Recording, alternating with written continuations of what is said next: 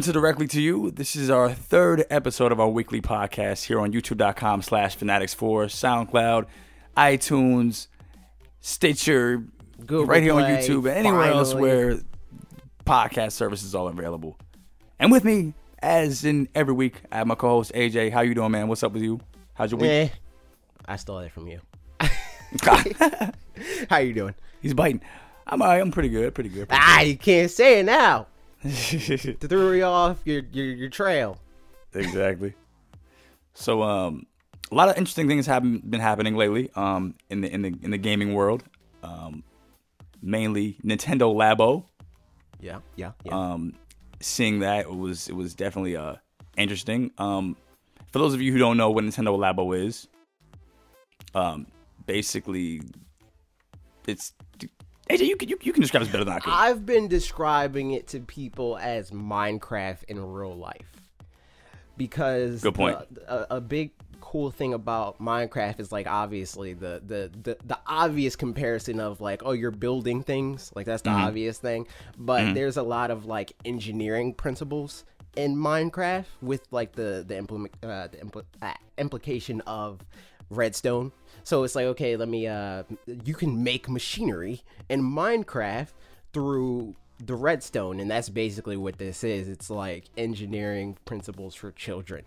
The game is like, hey, here's how you build this thing.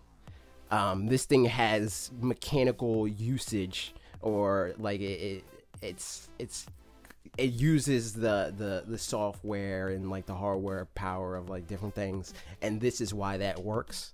I've been seeing people like try to downplay, like, oh, this is cardboard. Like, shut up. You know, that whole thing is it's real dumb, because they're completely ignoring the fact that the software isn't free. You know, so it's like, it'd be one thing if they said the free Labo is a free download to everyone, but you had to buy this cardboard. It's a cartridge. You need to buy the cartridge, and then the cardboard is an additional thing. So realistically, if we're gonna break it down logically, the cardboard's about $10 to $20 depending on which bundle you get, which I think is reasonable. And it's not just cardboard.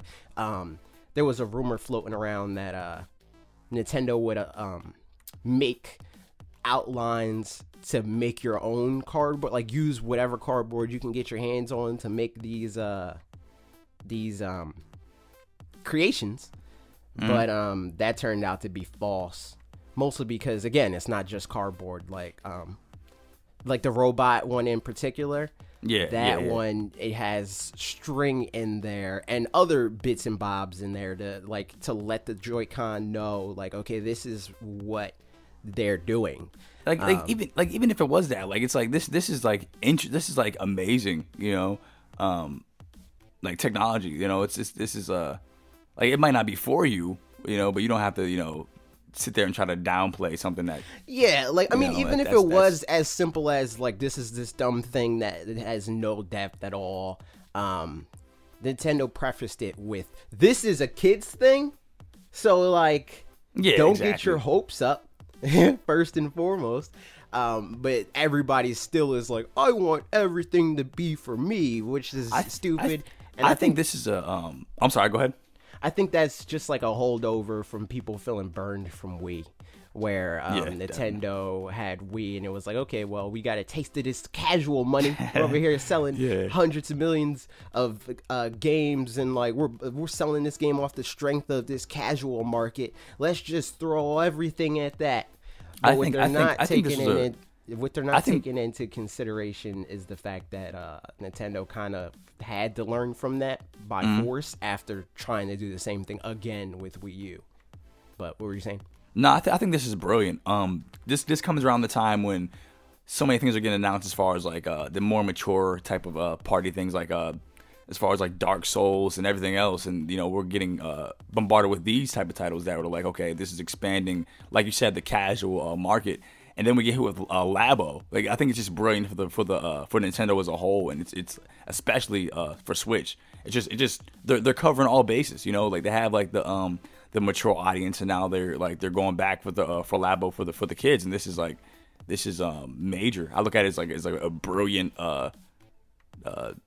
marketing thing. I like it. You know, Right. I think it's neat, honestly. And that transitions into a question that we got on our Discord, which Right, you can right. join by clicking the link in the description. Come join and talk the shenanigans with us. Sometimes we play games. We'll do that more That's often right. in the future. We want to stream soon.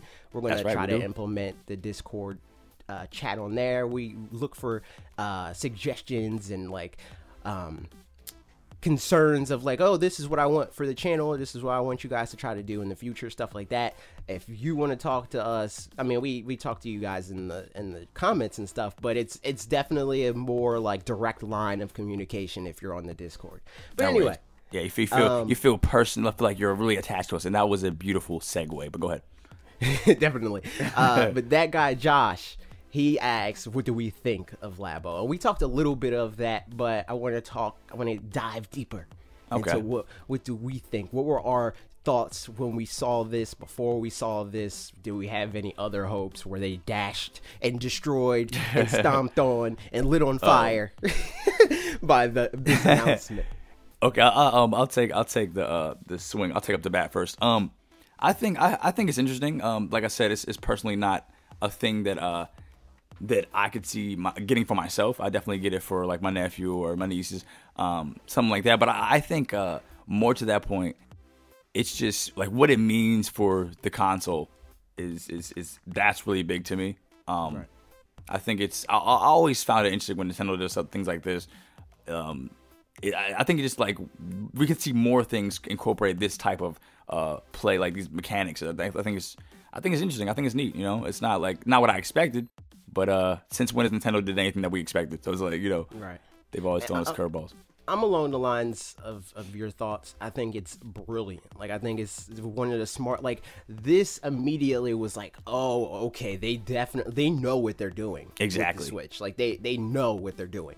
Because with Wii U, it was like, oh yeah, here's this thing, and here's stuff that we could maybe do with this concept. I don't know, maybe. Right. And then right. there's like that mystery report that we still don't really know what it's for. Like it was supposed to be like for the zapper and stuff. Like it made it seem like they knew, but they didn't really know. They're just like, hey, just in case you want to try this thing, it's there. You know, like maybe we'll do two gamepad support. Who knows? But with Switch, this being announced so soon into the life cycle lets me know, like, okay, they know what they're doing with these Joy-Con, and we understand them more now, which we'll get into later. Right.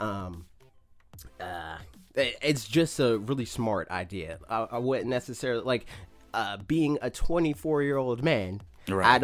I'm not like, oh man, I really want this for me, you know, like I'm putting this on my back and blah. Right, Like yeah, I think yeah, it's yeah. really cool. I think it's really cool, and I would be open to getting it just to try it, you know. Right. But it's not like a sort of thing of like a Pokemon or Right, even right, like even something like looks it's like not if you- something that I personally am chomping at the bit. Like I can't wait until this is out, you know. Like that Yeah, sort of like thing. it's not something that's like, okay, if I didn't have a Switch, I'd be on this like, oh my god, I gotta get one now. This like, is you why know? I'm getting a Switch. Right, You know, like, right. I think it's really cool. And if I was younger, you know, Exactly. Yeah. I would like this would be the game to be like, Mom, Dad, you know, whoever, Right. Yeah. I need your wallet. You know, like we Yeah. got to get this thing.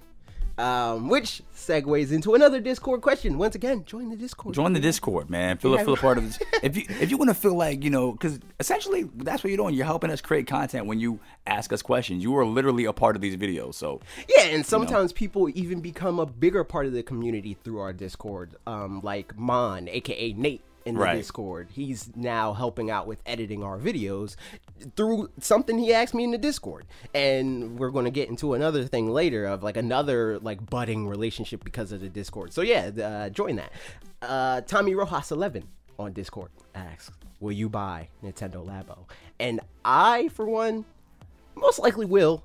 And it's for Right. content. Right. I'll get into that after you answer the question. Yeah, there's Buy it. I definitely agree. I could see myself getting this. Like I said, just outside, obviously for content. Like there's review videos and things like that. Like we obviously are going to do. But even outside of that, like I said, for my nephew, and you know, like something I think he would enjoy. Like it's kind of like it's like Lego, but you know, but it's Nintendo. It's I think it's really cool. So here's the pitch, Logan. Here's what I've been thinking the second that I saw this video, and I text my sister and everything.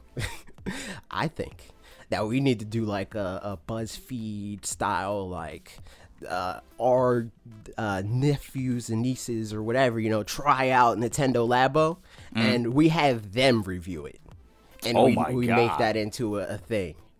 What do you think about that? That's crazy. Yeah, that's dope. That's dope. It's like Ryan's toy review, but it's just like that's exactly. Cool. But like, I mean, we're going to insert it's going to be like a action point sort of situation where we give our thoughts and stuff like that, and then we transition into like, but don't take our word for it. Like we have children and what they think. Don't take our word for it, because that'd be just plain old ignorant. So I don't want to give that whole video away, but I think we should definitely that should be like one of the the week that it comes out, or if Nintendo decides that they love us and they send it to us early.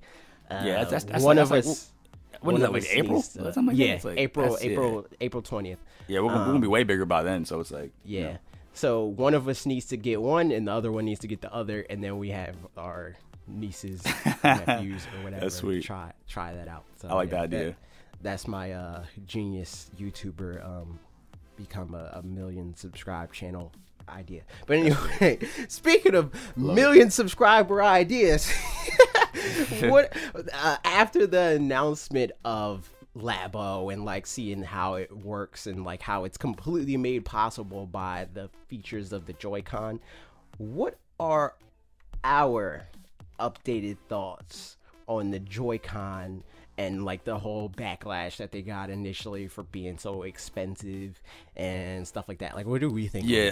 As if it wasn't already justified, like, the price point. It definitely is now. These things are like, it's almost like AI. Like, things they sense.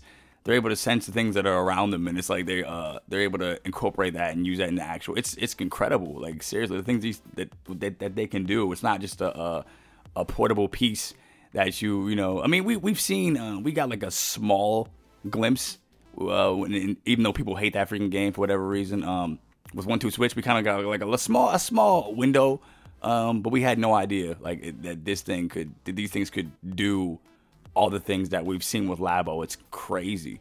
Yeah, because with 1-2 Switch, it was like little mini things of like, how could a game possibly use this? Like the closest thing to how Labo uses the Joy-Con that we saw was the sub contest eating game. The other stuff is like, I don't care about Rumble that much. Like it's cool, but a lot of people are like fast to write it off because it's like, in terms of like gameplay mechanics, like the HD Rumble doesn't do that much. It's just more of a thing for immersion and just like throw you into the game that much more. But the IR camera really has like functionality that could make new games that are not possible anywhere else,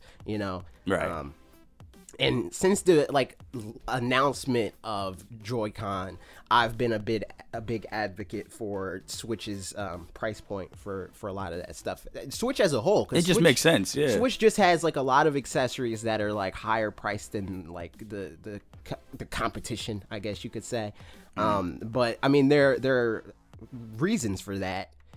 It's like these controllers are factually more advanced than the other controllers. Like the people's rationale and like thought process is like, oh well, the PlayStation 4 and Xbox One are more powerful, so how in the world is this weaker console's controller more expensive than that? Just by virtue of the fact that the consoles themselves are powerful, like they are. I think the controller is like it needs to make sense, but it doesn't work like that. Yeah, but factually, like we're not talking like not even, I was going to say semantics, but that would even go further into my point of not like opinions of being like, I don't like how they feel, I don't like their analog, I don't like blah, none of that crap. Factually, these controllers are more advanced than the other ones. Like even if we break it down to like the stuff that's shared, like the Xbox One has similar approach to Rumble, being that it's not just straight up like haptic, like the less advanced like Rumble features that we've seen elsewhere. It does that better. The motion in the PlayStation 4 controller, it does that better, and it also has a better battery life than the PlayStation 4 controller, and the Xbox One controller as is, like just buying it out the box, doesn't even come with a rechargeable battery. So it's like, it's just a lot of stuff that just on that end, like the features that have been done before are being done better. That's not even getting into the fact that it has NFC reader. It has again, like it has the IR camera. Like that's something that's not even available on other controllers, and it's 2 controllers. You get 2 controllers. So right, exactly. Just on that end, for me, it was like, well, this just makes sense. It may not be something that we're using or that you in particular want to use or whatever the case may be, but the technology is there. Like, just because, like, if I bought a PlayStation 4 or PlayStation 4 Pro and all I ever wanted to play was 2D indie games, that wouldn't allow me to say, well, I don't need the horsepower of PlayStation 4, so I don't want to pay that. You know, like that sort of thing. Like, I gotta pay what their price is because that's how much it costs them to make it. Well, it's not how much it costs them to make it, but that's their price for what the investment that they put in. It's not this modular thing where it's like, I'm only going to use this much of it, so you can leave those features to yourself. I don't need that. I just need 2 gigabytes of RAM. Like, you know, like that's not how this works. Right. And now that we know, like, these features are being used and being used soon and being used well and in new ways and smart ways and et cetera, like, it's even more of a reason to, like, pay that much, or why Joy-Cons cost that much. Eventually, they'll most likely be cheaper, but the price is definitely justified. Yeah, it's definitely justified just by the sheer capabilities alone. Yeah, exactly. It's not like a I don't see why people have a problem with that. I shout out. I've had to buy 2. I mean, not 2, but I've had to buy another Joy-Con already, and it hasn't like. Adam was like, "Why does it cost so?" I'm fine with it. You know, it makes sense. Yeah, it's completely justified. Exactly. But along the lines of Labo, for our breakout topic of the week, I want to talk about what games, projects, concepts, apps, whatever, do we want to see in the vein of Labo? We got to put on our developer hats here, our game design. Hats. It's definitely there's a myriad of things that are possible with this new with this way that they're using the Joy-Cons with Labo and what we're seeing with it. You know, for me, right off the bat, with at the risk of sounding redundant at this point, I'd love to see them incorporate and use Star Fox in that way, or something like that, or some kind of a maybe a Metroid. I'd like to see that in that way as well. In what way? Like, what do you want them to do with it? Because, like, for me, the first thing that came to mind was Star Fox. Funny enough. And along the same timeline of my thought process was F-Zero. And what I think they should do is use the IR cameras to allow you to craft your own, like, air wing or your own F-Zero machine. I don't know what they call them canonically. I think they're just called machines. Right. But allow you to make your own in some way, or draw out a course, you know, like in F-Zero and stuff like that, and use the camera to be like, okay, this is the course that I want to race on. Make it a thing, you know. There's so many, like, make your own guns or something like that. Or like it would just make it feel a lot more just a lot more of a personal thing. It's just so many things that could happen. It's just crazy to even think. Or even just have, like, a branch off of Labo of, like, make your own accessories. You know, like, that would be dope too. And use them in games that support them. Like, there was a tweet that somebody sent us in the Wulff Den of, like, hey, play Doom. You know, like, it was just like this funny cut together of people playing Doom with it. Right.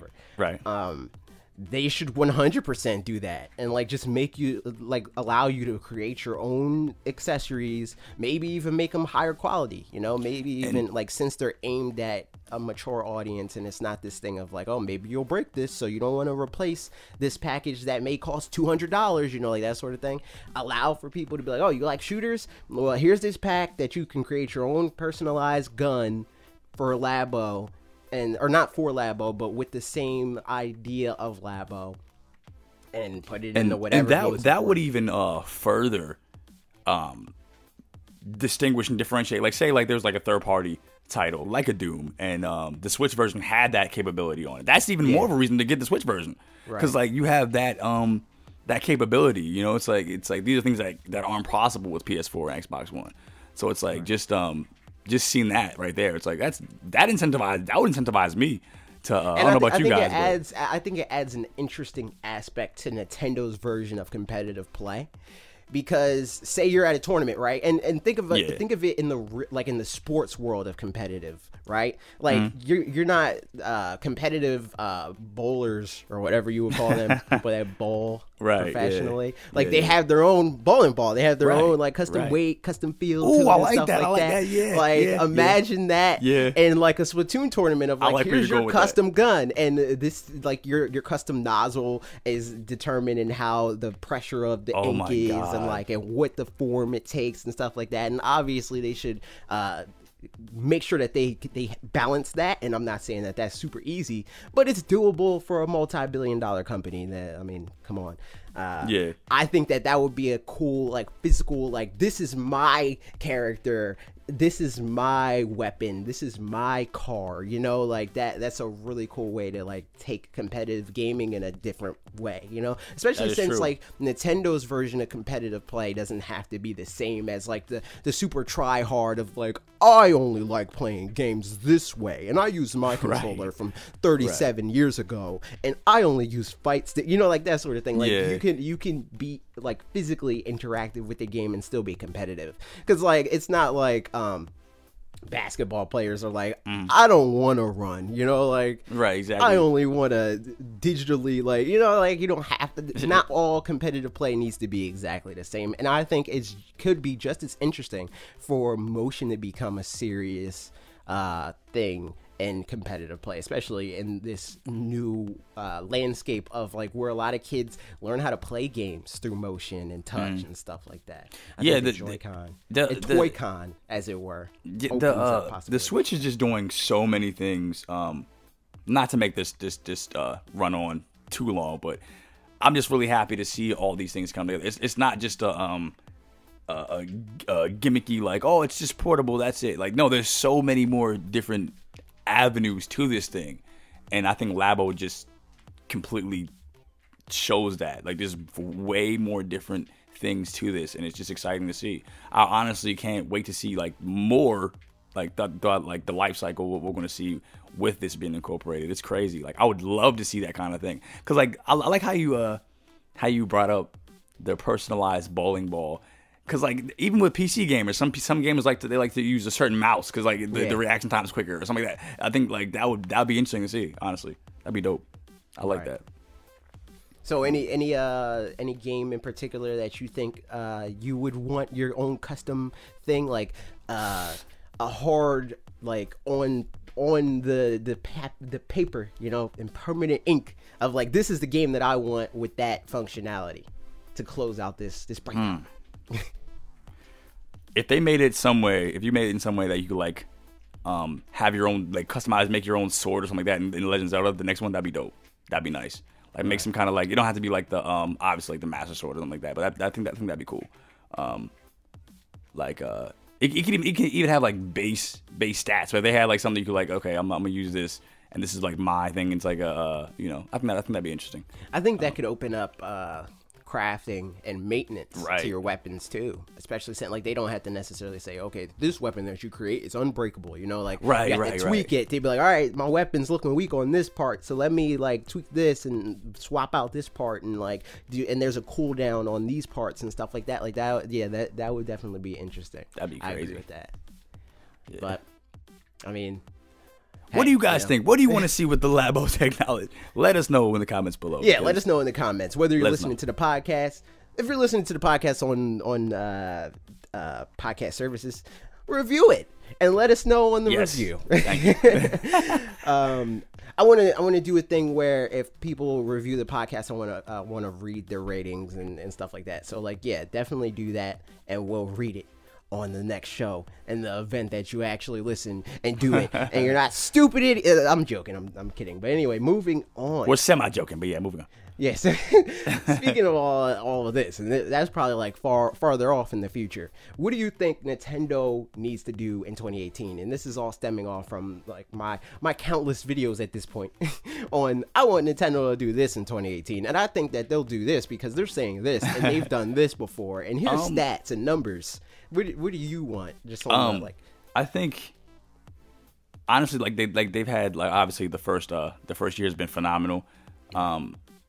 It's gonna take. I'm not even gonna say take a lot, but I just want them to maintain this momentum, go strong. We have a lot to look forward to, as far as the titles and honestly what I would just say exploit those. And I want to use the word exploit in the most non offensive way, but exploit those third party relationships more this year. Really just. What we're seeing with Dark Souls, I want to see more of that. Like, just completely put more of these third parties out on the Switch. Give people more incentive to come over to our side and be like, okay, this is where we want to play the games, and this is where we're going to stay. Because honestly, they're doing everything else right. We got Pokemon, like you said, that's supposedly coming out this year. We don't. I'm not sure. We don't really know. Hard confirmation. Not hard confirmation. Know a lot of representatives and stuff like that are saying like, oh yeah, it's coming out this year. Some even said Metro, which I don't buy. But Pokemon for me is believable. Like they've been working on this game for a while. They've been working on this game since they started working on Sun and Moon. Yeah, it's crazy. They branched off the Sun and Moon team, which is like new guys and stuff like that, and the veterans. Along with like some new hires and stuff like that, have been working on the next big thing, So this game isn't like something that they started yesterday, and it's like, oh, but how will they ever have enough time? Like they don't need that, and they've been making like assets for future games since forever, Like Nintendo, I mean, Game Freak always does that, where they're like, okay, this new technology's out, we should probably update our models. We might not use them, but we should probably update our models, So it's like. I think it's a lot sooner than a lot of people or a lot of naysayers want to believe, like that sort of thing. So, I think, and for me, that's really all I need from Nintendo. It's like, well, not need, but I don't need them to do like what a lot of people assumed I thought when I said like, oh, 2018 is going to be best year ever, where it's like, instead of like having two 10 out of 10, 11 out of 10 games in a year, like right. Yeah, we don't need that. That's not what I mean. I just want. Exactly. I just think that this year is going to be filled with more 8s than last year was. Like that sort of thing. And they're not all going to be from Nintendo. Yeah. I think that what Nintendo wants to do, and honestly, what I would love to see them do is put smaller teams, like while we're working on the like longer form, like the stuff we're not going to see right away, like the Metroids of the world. Right. Put small teams on weird stuff. I want to see more Splatoons. I want to see more Labos. I wouldn't mind seeing new IPs, new ideas come out into the forefront. And like certain, like other than that, just like I know they said they have the I guess the services come out, like the paid service, the online service. So I'm excited to see what that entails. But even that's not even necessary, because like I said, the first year was killer and we didn't have any of that. So I mean, like, so we'll see. I think the Switch Online coming out this year plays into what they said and what you said about wanting the third parties to really take center stage this year. Right. Because really third parties are the only ones that care about online. Nintendo kind of is like reluctantly like, oh, I guess, and that rather than what a lot of people think, where it's like, Nintendo, Nintendo's not going to have a good online because they currently don't have good online. The other platforms had good online because they kind of needed it for the games that they wanted to have. Like Halo wouldn't work on Nintendo Switch's current online infrastructure, so they had to like build an infrastructure for the game that they wanted to make. And that's the same case for third parties now on Switch, where it's like, oh, we want to make these games, and now Nintendo has that incentive in addition to the incentive of here's $20 a year to say like, oh, people are paying for this thing now, so we have to make it good. otherwise they're not going to pay for it, you know, like that sort of thing. Right. Before it was like, it's free, suck it up, it doesn't matter, you know, like that. Yeah. That was kind of their relation. I mean, not their relation, but their answer to it, where it's like, whatever. Like, and once that comes into play, it's a wrap. Like it's you know, pretty much set in stone. Like it's because like that's really the only thing that's I don't want to say lacking, but that's the only thing that's it is the only thing that's lacking. It's the thing that because everything else Nintendo has their own like sort of answer to, and it's like either just as good, better, or just something completely different. So how could you even really compare it fairly? Except for online. Online is like this one-to-one comparison that most games, I'd say some games they get it right, like Splatoon and ARMS. Most games it's like this. They have the Splatoon is weird too with the voice chat, but again, that's a whole nother can of worms. Right. But yeah, I think that online is the last thing that needs to be Nintendo-ified in the best way possible. Where it's like it's weird, it's different, but it's good, you know. Yeah, like Nintendo, like that's the thing. They always do things their own way, or they come around at some point. Like they, you know.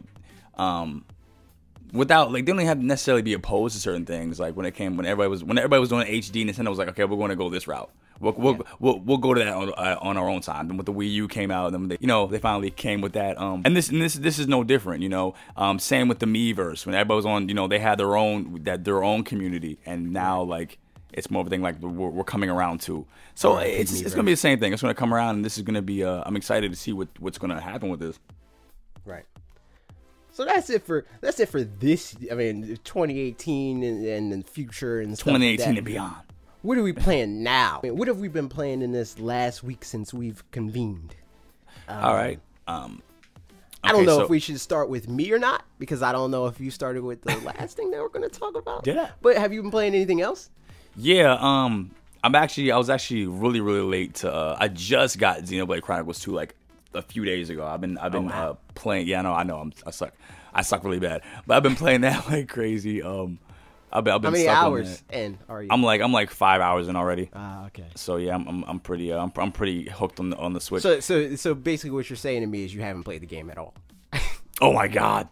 No. It's like the second I got it, I was like, okay. It's like, all right, I'm gonna sit down and play this thing, and freaking, I've been hooked on it. That's like RPG. That's RPG snob. Yeah, 5 hours talk. is nothing. You know, like 5 hours. You didn't even put the game in the console yet. You know, like you need to put in at least 45 hours for me to say that you know a little bit about it. You know? Here's another reason why the Switch is just ridiculous. You know, side note to everybody out there. I know this is like a thing that's like, okay, you should have knew that already, but like I was like feel free to call me dumb or whatever you want to call me. But I was playing on my TV, right, and I had like the whole Joy-Con controller, and I was like, so I plugged in my headphones to my Switch, and there it was. There it was. I was hearing the game through. I was like, oh my God, this is ridiculous. I was like, this is incredible. I love it. So I was like, that's another thing that I don't have to buy a separate headset and hope it has the game volume with the, I can just plug in any headphone and it was just.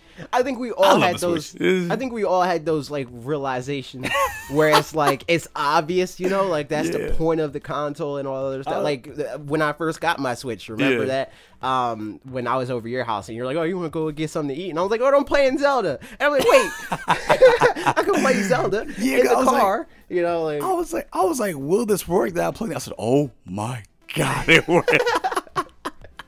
It worked. But enough about me, bro. What have you been playing this last week? So I play again, plug, I guess. I'm working on this video that's similar to the one. I want to do like monthly breakdowns of like, here's some cool stuff that you might have not played this month, So I've been playing Super Meat Boy because that game came out this month. Yes, it did. That game, I mean, obviously, it's a classic. It's indie royalty, It's kind of like the poster child of like, this is why indies matter, or one of them at least, like along with like Braid and Shovel Knight and all that stuff. Right. But I didn't play that game a lot on like the 360 when it originally came out. Playing it on the Switch, it's just magical.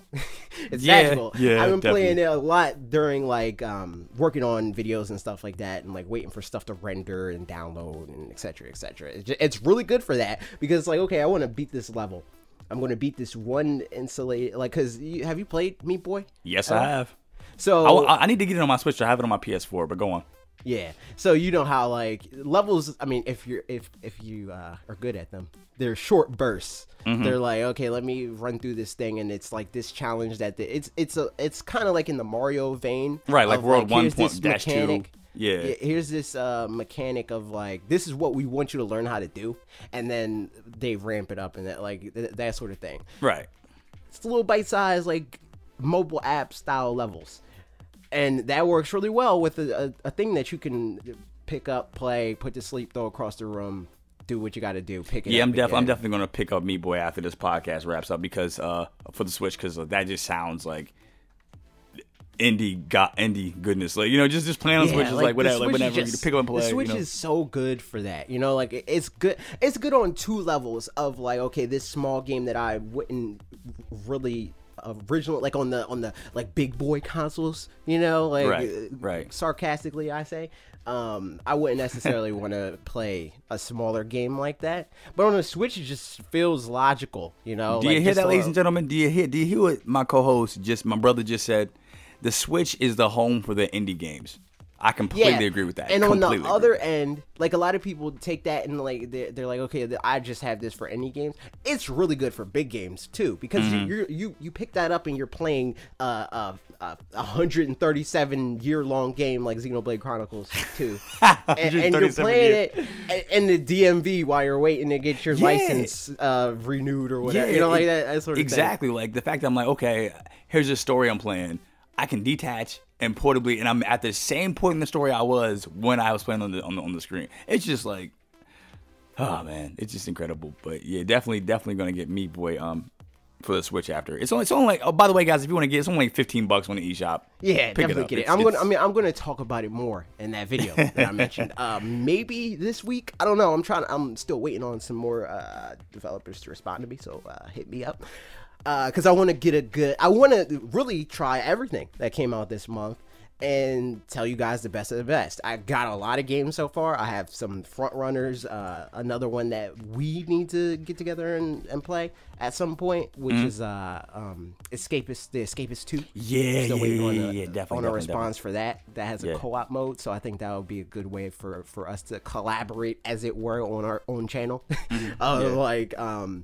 Here's this co-op mode, and here. Well, first, this is what I think of this game. Blah blah blah. That's why I love these podcasts. We're collaborating our thoughts, and just it's beautiful. But definitely, I definitely think that's gonna be a interesting content for us to dig into. Just indie, just send us, just throw us indie games, like just fanatixfour. We're the indie game channel for the Switch. Send us games, period. Send us anything, and I will talk about it as long as it's good. Like I'll try anybody's game. And stuff like that, but I can't necessarily dedicate a whole video to some games, you know. It has to merit 9 minutes or 10 minutes of us talking about it, or 11. You know, we have to be able to pull like a lot out of it. Now to the bittersweet game that I know we've both been playing, Dragon Ball FighterZ, the beta. Oh man. You have any more thoughts after the extended beta yesterday? Or any thoughts that you didn't really get a chance to touch on in your video this week, which you guys should all watch, because I know it's not a Switch game, and you guys are like, this isn't a Switch game, you know, like that sort of thing. But please watch it. Thank you. Please, it's hurting. But I'm just mad I didn't get to play it more. That's all. It's I can't wait for it to come out. I'm just excited. It's refreshing. Which we need to set in stone, because I swear to God, I will walk to your house and murder you if you do not get this on Xbox One. Good point. Because I don't have a PlayStation 4 at this moment. So if you get on PlayStation 4, I will murder you. Good point. Because, you definitely need to I wonder if this get will the hands demonetized because I said that. But who cares? Yeah, whatever. Whatever. Whatever. That would be yeah, an interesting experience. But enough about me. I rambled on about it for 9 minutes. I want to hear what you think about it, like, because your opinion matters to me. I want to hear what you think. I love this game. I love this game so much. Like we all know, like, since the infancy of this channel, you know, which we're still kind of in the infancy, you know, like we're not making millions of dollars or nothing like that. But when we first started this channel, my third video ever was like, hey, Dragon Ball Z. games, I remember that. Yeah, they're not that good, you know, like that sort of thing. This is the first Dragon Ball game since Tenkaichi 3 where it's like, I have no, like, I wish it was this, you know, like, this game is just a good game. Period. Yeah, like all the other games are like fantasy fulfillment of like, oh yeah, I get to fly around and I'm Goku and stuff like that. But in this game, it's just a good game, and it doesn't matter if you pick Goku or not. If anything, I prefer not to play as Goku in this game, just because he's like the Mario character. Like he's like the like if you suck at this game, here's a good starting point. Not because he's like super powerful or anything like that. Like that's just his moveset and stuff like that. But this game is just so good, and I already know who I want to main. As far as like in the beta, did you play Gohan? Yes, yes I have. He's really good. Gohan is godly, like godly. He's really good. Gohan Gohan is like so good in that game. It's ridiculous. I want to do you like understand his full like the mechanic of like the unleashed, and when you unleash it all the way with the 7 bars and stuff like that? No, huh? Oh my god. Like, oh my god. His combo potential is nuts with that. And he has like the in the regular potential unleashed thing, he has the regular like teleport across the screen, like, targeted move. Like that's enough. That's why Teen Gohan is he's the best. Yeah. He's the best Gohan there is, because he's just ridiculous. Well, Teen Gohan, like the adult Gohan that they call in America for whatever reason. No, yeah, true. But he's 16 and the other one's 11. So wow. Yeah. That's crazy. So but yeah. So like overall, like as far as like you spoke on Gohan's mechanics, but like overall as far as like the combo, like how did it feel pulling off these moves and just like I thought it was weird because usually I'm along the same thought process as you, where it's like I don't like the whole semicircle BS. I'm not as much of it, like it's not as much of a thing of like, oh, it's 2D. I don't really care about that. It's more of just like the input mechanism, you know, like I'm fine with like Budokai and how they do it with combos, and that's how you initiate specials. But a lot of times there's just like not even a learning curve. It's like there's hardware limitations to the, like a lot of times if you mess up a move, it can very well be the controller's fault, you know. They don't always register a semicircle in the same way that they would you press an XX square or whatever. Now, you know, I will say this because we've talked about it earlier on this podcast, but when this, I'm not going to say if, but when this game comes to the Switch, I'm dropping every other version of this game that I have. I'm playing 100%. Completely on. So that needs to, I'm actually sad that's not like one of the launch versions, because I would just be like, no question. Sorry, PS4. Sorry. Yeah, Xbox. They're just forcing me to buy the game again. I hope it includes all the DLC, because I'm going to buy it again. Like, exactly. Because like so far we've like the games that we played on Switch together, like when it comes to just Nintendo games a lot in general, we're like rivals at a lot. Like Mario Kart, we're kind of like, I think you're better than me at Mario Kart, honestly. But like when it comes to like Smash Brothers, I'm like burnt out on Mario Kart. I like Mario Kart, but I'm like burnt out, you know. Yeah. So Mario Kart, Splatoon. No. Wait. Don't even. Well, you're exactly. You're better than me. I was say I'm better. But like, let's keep it honest. Like arms. I was like arms that can go either way, and Smash can go either way. Back and forth, man. Yeah. But dang. So all we're saying here is you just need to get better at more games. I was gonna say because you're basically like Goku and I'm like Vegeta at that point, because like you have. We bump heads and we go back and forth on some games, but at the end of the day, we all know. All right, so FighterZ is my last chance. It's my last coup de grace. I gotta because we haven't had a chance to go 101. So this is another demand. You better get this game launch day. And if you don't, again, you know what I said before. I don't want to risk getting demonetized. Watch out for that YouTube block. That YouTube block. Yeah. Yeah. But yeah, maybe we can stream it. I don't know. Especially since it'll be on Xbox, and we can stream it from the Xbox. and the way you said that though, that's hilarious. And just set it up that way. So yeah, let us know if that's something that you would be interested in seeing us stream. Yo, I just remembered something. You remember the one? Yeah, let us know if that's something you want to see.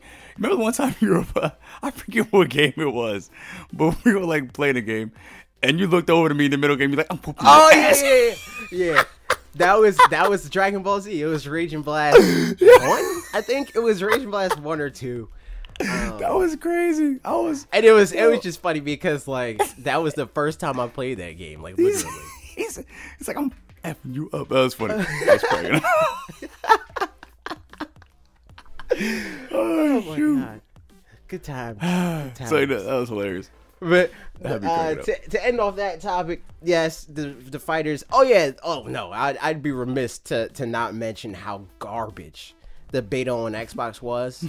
Like as far as like networking wise. Oh my god. They definitely, and my hope is that they definitely, because they kind of took off like the extension, like they took that one off. The developers were like, okay, we're not even going to try. We're just going to put our heads down and make sure that this game works upon launch day. So hopefully it works on launch day. I have hope. But again, I mean, it wouldn't be too surprising because even on PlayStation, Dragon Ball games have had server I was going to say, because like that seems to be a pattern. Because remember, Xenoverse was god-awful. Terrible. That was terrible. I talked about that, and didn't I talk about that in the Dragon Ball Z video? Yeah, you did. You definitely did. You were like, you definitely mentioned. Was it a TGN video? I don't think you covered TGN on Dragon Ball and TGN. No, I didn't talk about Dragon Ball and TGN at all. That was all you. Oh, okay. Okay. So yeah, it was garbage. Yeah, it was so trash. hopefully the Xbox, especially since the Xbox version is like the version, or was supposed to be. You know, like that's how we learned about this game on the Xbox conference. Right. So, well, there were leaked scans and stuff like that too. But like that's how it was revealed to the world in that Xbox E3 conference. But anyway, moving on. Q&A, where we talk to you people from the Discord. That's right, from the Discord. And Twitter. Follow us at fanatixfour. And you could ask us on Facebook if anybody still uses that. YouTube. Facebook.com/fanatixf. We think in YouTube. Instead of ones and zeros, it's YouTube. Yeah. Red and everything. But yeah, because that's where everybody is just unanimous of like, this is where our community is. Exactly. On YouTube. Yeah. You know, like that's the common denominator. Yeah. But anyway, first question. Tommy Rojas again makes a return and says, what game brought you into gaming? Does it hold up or is it just nostalgia? Wow, that's a really good question. Do you know your answer to this, or do you need me to answer it to get the juices flowing? Yeah, you go ahead and take this one. Just okay. So the game that brought me in the game, I mean, I've always like interacted with games, and games have always been a part of my life because since I was born, there was a console in the house. You know. Mm-hmm. But the first game that was like, oh yeah, this is the thing that I'm doing, is Pokemon Yellow. Oh, like, good point. Pokemon Yellow is like my first, like, I'm just gonna play, like, this is just all I'm doing right now, you know?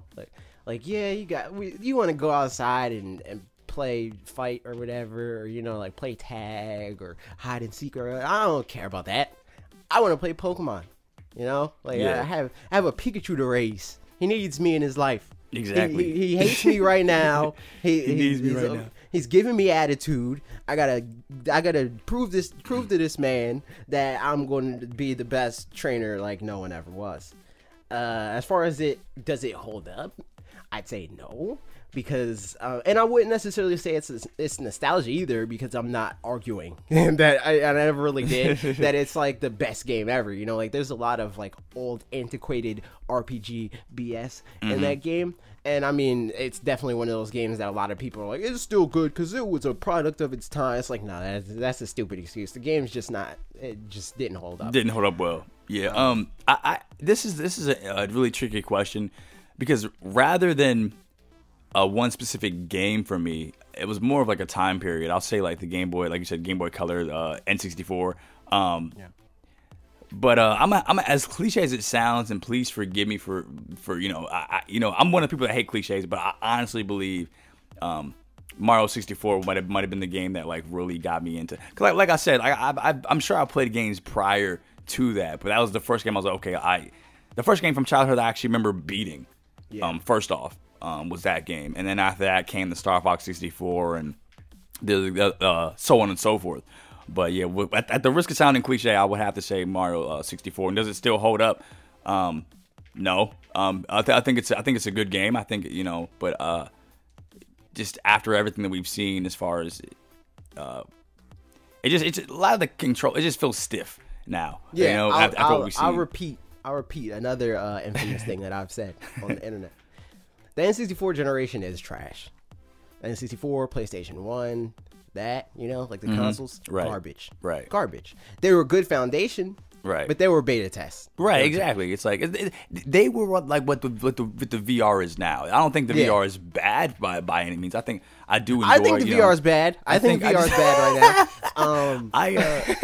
I just think we have a long ways to go before. The thing about that is like the reason why I say it's bad is a lot of the like, oh, this is good because people insert a lot of what they know it can be into it, and not like hard facts of like, this is what it is. There's a lot of excuses being made when playing VR, because like, oh, but this is just starting and it's like it's close enough, and but that's the same thing with N64. Even to this day, the excuses that were made. I mean, at the time it was like, oh, this is cutting edge. It looks real. Like that's stupid crap.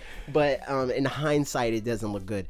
And now sight, like since I've tried all different types of VR, because I used to go to Full Sail University, and they have a whole VR branch, where you can go in and they have all the VR things. The only thing I didn't try at the time because it wasn't out yet was PlayStation VR, but I tried HTC Vive, I tried Oculus Rift, I tried Galaxy VR, and like all that stuff. It's all cheap and plasticky, and well, not all plasticky, but it's all cheap and like obviously beta testy. And even the developers that I've talked to people from Epic Games and Insomniac Games and stuff like that. They're like, yeah, this is definitely like a proof of concept thing that we're working on, and we hope eventually it'll be good, and we think that it'll take off when it's cheaper and tetherless, like I said in my video this week. Plug. So yeah, it has potential and everything. Yeah, it's definitely not like, it's definitely like a baby steps thing. I give it like a salute and a nod. Like, okay, I see where you're going with that. But as far as it being, is the thing was like, is this the future? Is this like, I think we're a long ways away from seeing that. But I definitely think it has its potentials. Yeah, I think way before we see VR taking off, we'll see AR taking off. I mean, we kind of already did. AR. See now AR is interesting. Like, we can get into a whole. Let us know if you want us to talk about AR in a video or a podcast. Let us know in the comments below, or just tell us on Discord, which you should totally join. Just let us know, because we would definitely get into AR. Thanks for bringing that up, bro. We haven't talked about AR that much in this channel. So before we get into the next topic, I just want to like nip a obvious like thing that people are going to say in the bud by saying, oh, most people turn off the AR in Pokemon Go. No, that's not true. Pokemon AR is by definition of like what AR is. It is like the whole game is augmented reality. Whether or not you had the camera turned on or not, the Pokemon are beings that are like in our world because of the game, like through the game's logic, that's augmented reality, like just by definition. But anyway, moving on. Basic Mountain on our Discord. yes, one of the freaking regulars. Yeah, one of the like the Discord faithfuls. OGs. Yeah, faithfuls. Like he's high level. He's level 10. Shout out to Basic Mountain. Shout out to Basic Mountain. He said, speaking of OGs in a sense, he said, how long have you known Bob and Will? I think I've known Bob for like 2 years now. Pretty much since the channel started, right? It's not around since we started the channel. Yeah. A lot of people in the Wulff Den community already know this, but it all came from me and Bob being in a Facebook group because we're both fans, I guess you could say. I mean, we used to be bigger fans than we are now of people you might have heard of. Greg Miller, Kind of Funny and stuff like that, and they have a Facebook group, and they have this thing called Submission Sunday, and Bob posted it, and this was like back when they had like a few thousand subscribers. Posted a video, his controller video, his history of modern controllers, and I watched it, and it's like, damn, this is dope, and I messaged him, or I commented on the video. I was like, this is damn, like this is dope. Right. I mean, I didn't literally say that, but I was like, this is really good. I have a YouTube channel too. You could check it out, and maybe we could do something in the future. And then he added me on Facebook, and then that became a thing of like us gradually like becoming closer and closer friends. Whereas like at first I was like, hey, I know we talked about working together in some capacity. I have a project that I got to do for school, and I also want to make it a video for YouTube. Why don't we do that? And then we did that, and then he eventually helped redo our branding. And right. Then yeah. He's been real like helping like hands on with the channel ever since like for a long time. He's helped out us a lot. And that led into eventually me becoming friends. We're less close, and I mean that's just because he's older and he has shit to do. A 30-year-old man, he got stuff to do. Will. I just met him through that, like through happenstance of like, I know Bob, I'm on your channel. I should probably know you. Like the first time I think I probably talked to Will was on like a Wulff Den live that we did, the Wulff Den live, the first one that me and you were right, yeah. Whenever he was out, we had we replaced him. Yeah, that's basically how that started, and we just became closer as a result. Like it started on Facebook, we became closer because of YouTube, and like now we just like we help each other with our channels all the time. Like it's like, oh, I need to stand in for Wulff Den live. I'm the default, I am always on every gameplay stream that he does, other than like the Twitch ones, because that's doing too much. But yeah, that's how that happened. Small beginnings. Yeah. Where are we at time wise? See how many more questions we can. We're at like just under an hour. We're under an hour, so we're good. We can ask the rest of these questions that I pulled. Falcon Densetsu on Twitter. He's also in the Discord, but that was Twitter. Follow us on Twitter. He said, are there 2 members of fanatixfour that we haven't unlocked yet? That's funny. These characters are these are hidden characters even to us. We don't even know who these characters are. Yeah, we're open. We're definitely open to it. I think the long-term goal of fanatixfour is to become more than 4 people. Like it's kind of like a joke at this point that we're called a fanatixfour. Like the number doesn't mean anything. It's kind of like IGN. Like IGN used to stand for something, but now it's just IGN. But yeah, we're definitely open to it. Like even if people in the community want to become a part of our channel in a bigger way, just send us stuff, like, and anything that's really good. Like don't try to guilt trip us, like don't be like, oh, I really like your channel, and this, like if we legitimately are like, this is really good stuff, we're definitely open to people joining in, and we can talk about that whenever that happens. Like if you have anything good and you're a content creator and you wanted to join in on a thing like this, let us know. Yeah, it has to be. It's like just as long as you're passionate about making quality stuff, and we see that, and we know that it's quality stuff. We're not going to be opposed to, we're not going to just be like, oh, nah. Like if we see you got talent, and we see you're engaging and all that stuff, then But no, as of right now, it's only the 2 co-founders, and that's all we got on the ship right now until further notice. I mean, and we have other people that help out and stuff, like honorary members, like Nate in the Discord, he helps out with editing and stuff like that. Like Bob, he helps out hugely, like every week pretty much, where I'm like, hey Bob, I have this idea for a video. What do you think of that? What do you think of this title? What do you think of this thumbnail? And the thumbnail is the biggest thing. It's like, what do you think of this thumbnail? Criticize me, make me feel bad about my skills as a graphic designer, because he does that for a living. But well, or at least he used to. More YouTube now. But anyway, that's beside the point. So yeah, not currently. We don't have 2 members that you don't know about, but it could be. Yeah, never know what the future holds and the year holds. So we'll see. Stuff. Okay, so this is the last question, and mostly because it's a long one. You haven't talked as much as I have, I don't think. So maybe you want to read this? All right, let me see. Let me pull this one up here. Okay, like jet ski? Like jet ski.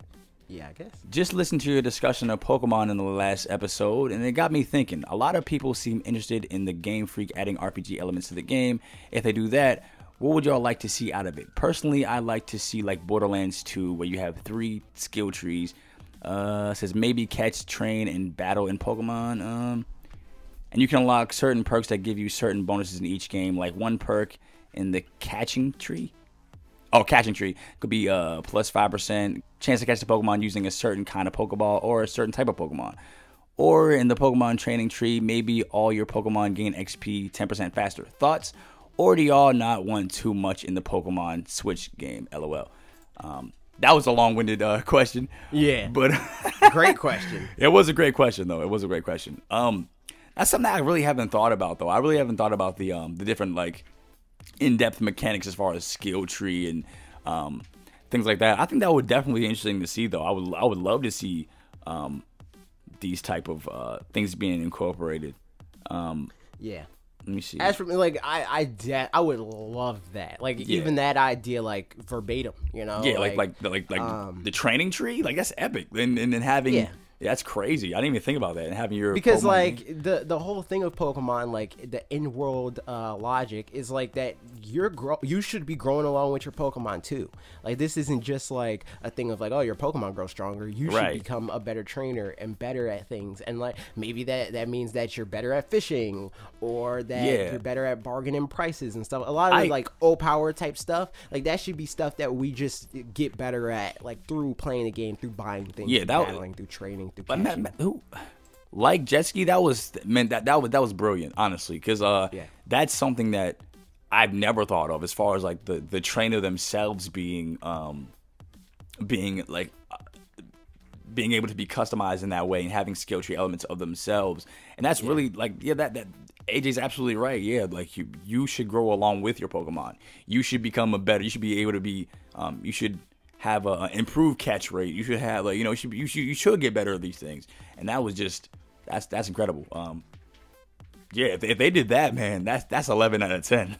Seriously, like take what people already love about these games, and then putting that on top of it and making it for the Switch, and that give it the see. But the only problem with it is a lot of people in the like hardcore like Pokemon community, which. Again, in the grand scheme of things, it's the minority. They don't think they're the minority, but they're the minority. There's not 14 million people trying to be competitive Pokemon players. Right. Exactly. But they're like, I don't want it to change at all. You know, like they want little incremental things that don't change anything in that realm.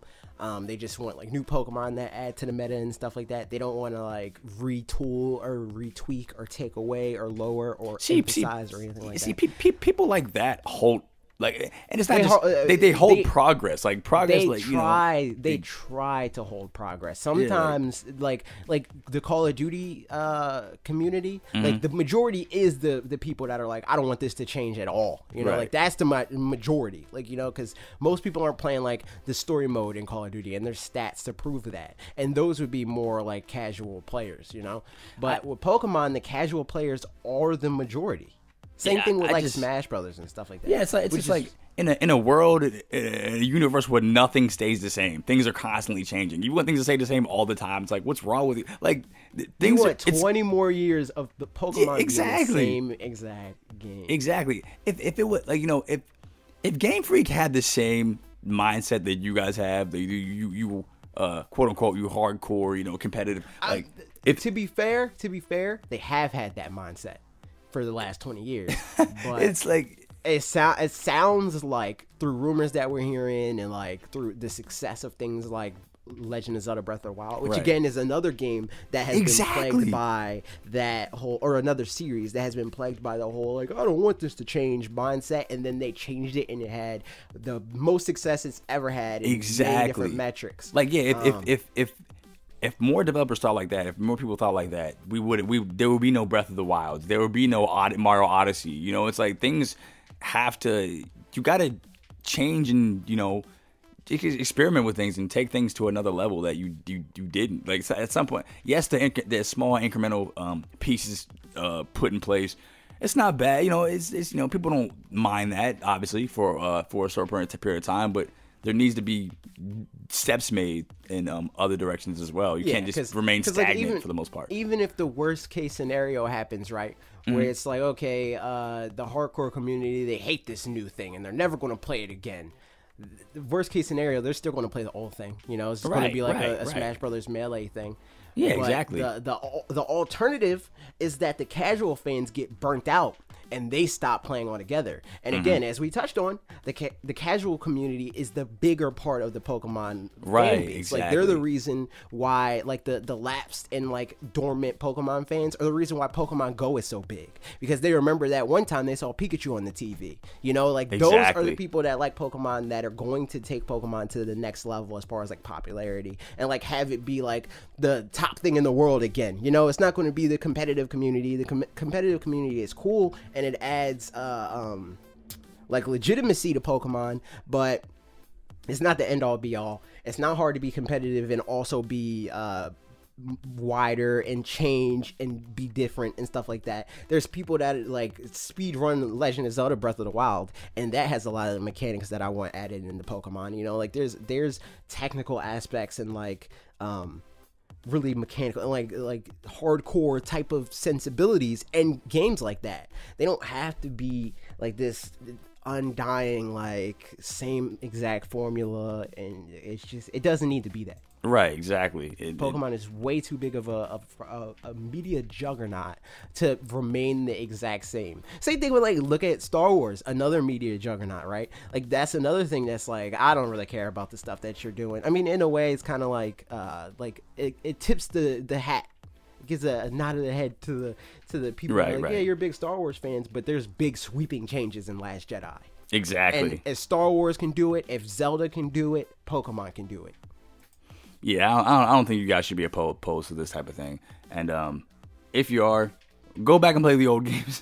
Yeah, exactly. You play the old games. If you want to be a classicist, as I was called for my Sonic opinions, right? Go play those because they still exist. And don't be selfish and deny people of the change that they want because you don't want it. Exactly.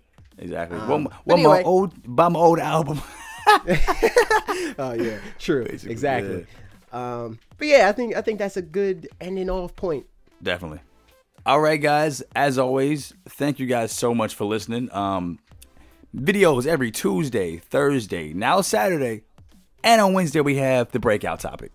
And which you guys don't have to worry about. Don't comment complaining about the breakout. You don't have to watch it. You don't have to watch it. I've seen that. But yeah, anyway, he's right. You don't have to watch it. It's for people. It's for if you want to see the topic. It's for people that aren't as dedicated and die hard as you. Exactly. That sit through an hour and 7 minutes of us talking. Exactly. And don't forget important things like we always say. Join the Discord. If you by any chance for whatever reason you're not subscribed, dude, subscribe, please. If this is like somehow your first video that you're watching, if you just stumbled upon a random podcast on a YouTube channel, subscribe to the channel. And if you're watching this on any other service, give us a rating on iTunes so that way we can get on the new and noteworthy section because, yeah, we want to expand this. But thank you guys so much. And AJ, do you have any final thoughts for the people? Pokemon for president. Pokemon for president. All right, guys. We'll see you next Saturday. Bye. Bye.